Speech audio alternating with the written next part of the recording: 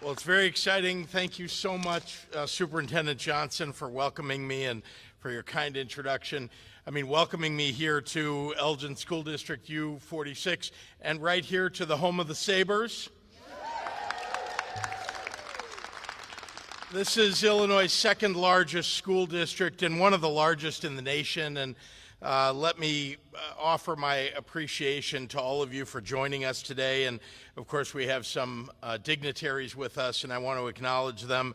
Elgin Mayor Dave Captain, Streamwood Village President Billy Roth, Carroll Stream Mayor Frank Savarino, Bartlett Mayor Kevin Wallace, Hoffman Estates Mayor Bill McLeod, and my partners in the state legislature, Senator Christina Castro, Senator Karina Villa, and Representatives Maura Hirschauer and Representative Anna Muller. Without them, we could not accomplish what we are announcing today, and I want to just express my eternal gratitude for them and their partnership in lifting up education across the state of Illinois.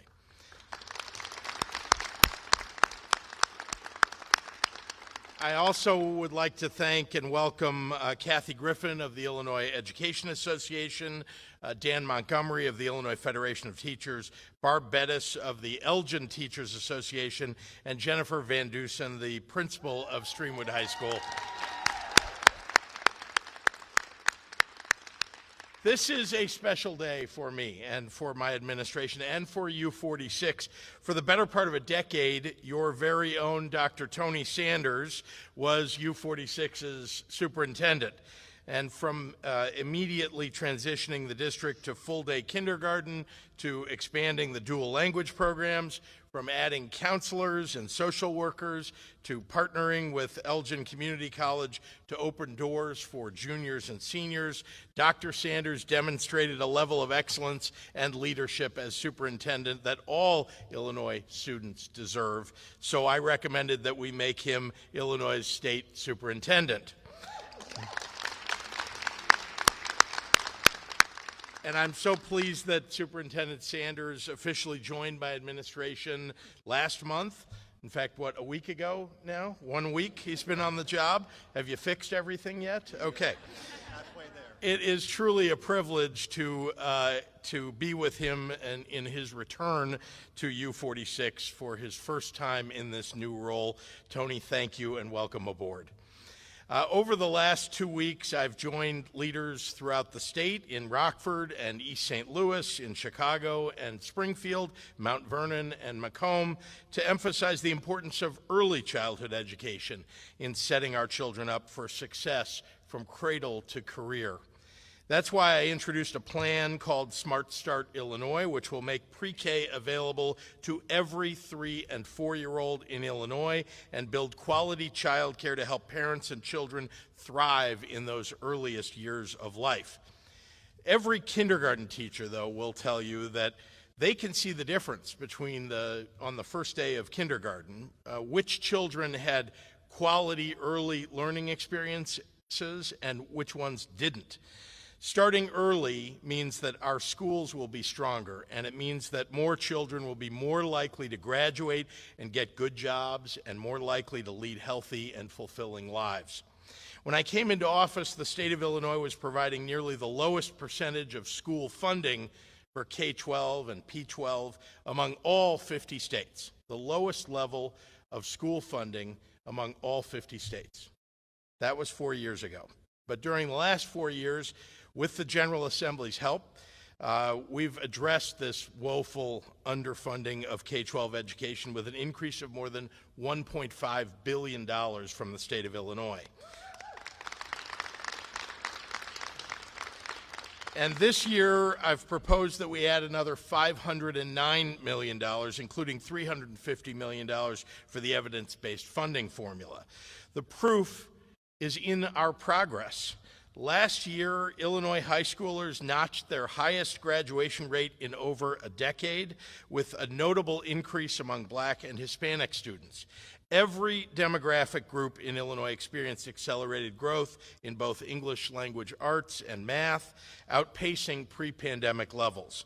And Illinois is now ranked by U.S. News and World Report as 6th best out of the 50 states in P-12 education and #1 among the top 10 most populous states in the country.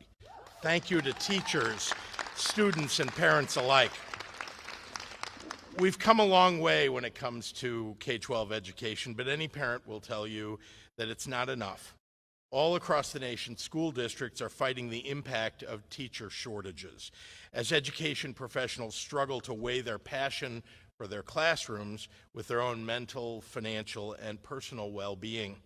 So as part of my plan to make us the best in the nation, I'm proposing that we address teacher shortages head-on and dedicate an additional $70 million annually specifically targeted at attracting new teachers into the profession and retaining the quality educators that we already have. Over each of the next 3 years, this program identifies the 170 school districts with the most acute needs and vacancies, which account for over 80% of the unfilled teacher positions in Illinois, and will provide direct funding toward ending the teacher shortage. Districts all across the state of Illinois are already using innovative ways to bring people into this profession and encourage them to stay here. And we want to help them pay for it and expand what already works. U46, for example, has more than 60 employees, bus drivers, paraeducators, and others, using a Grow Your Own program to work toward their teaching credentials. The district also has a number of incredible university partnerships. The district focuses on including an accelerated pathway program with Northern Illinois University for special education teachers, a dual language teacher program with Roosevelt University, and a partnership to house visiting student teachers at nearby Judson University. Here with us today is Davon Ellis, a dean's assistant,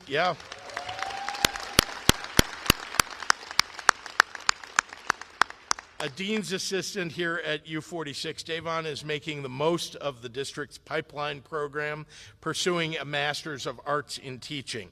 This is exactly the kind of district-driven, innovative solution that we're looking to support all across the state.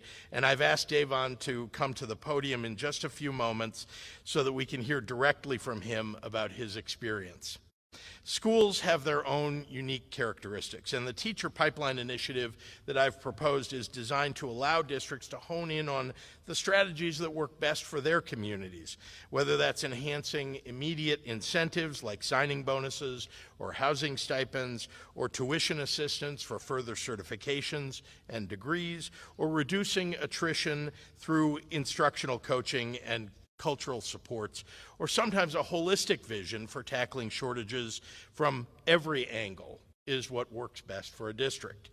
The result will be that over 870,000 Illinois students will see an improved teacher-student ratio, a critical factor in classroom success. Our collective goals are to make sure that we have enough great teachers in every classroom. Since my first days as governor, education's been my highest priority. Just months into office, working with the General Assembly, we quadrupled the teacher minimum wage.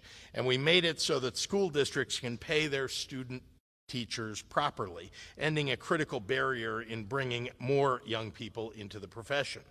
We increased the scholarships and grants that support aspiring teachers, programs like the Minority Teachers of Illinois and Golden Apple Scholars and the Early Childhood ACE Scholarship. We reduced by 90% the reinstatement fees for a lapsed educator license, making it possible for more than 1,000 teachers to re-enter the teaching ranks every year.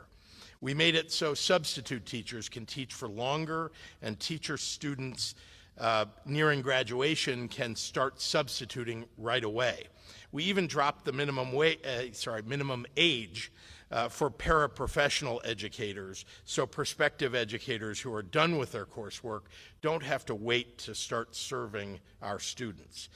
Parents and children deserve schools that are fully staffed with quality educators.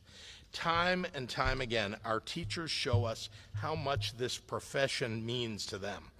They don't just log their workday and head home. They stay late or come early to help students in need. Many educators reach into their own pockets to help students with school supplies or to make sure their students don't go hungry. And right now, you 46 teachers are on campus for your professional development training, working to bring the best available instruction to all of your children.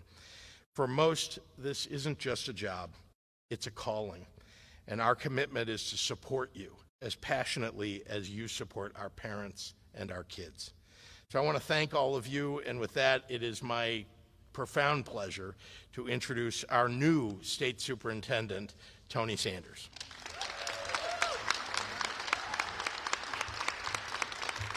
Good morning.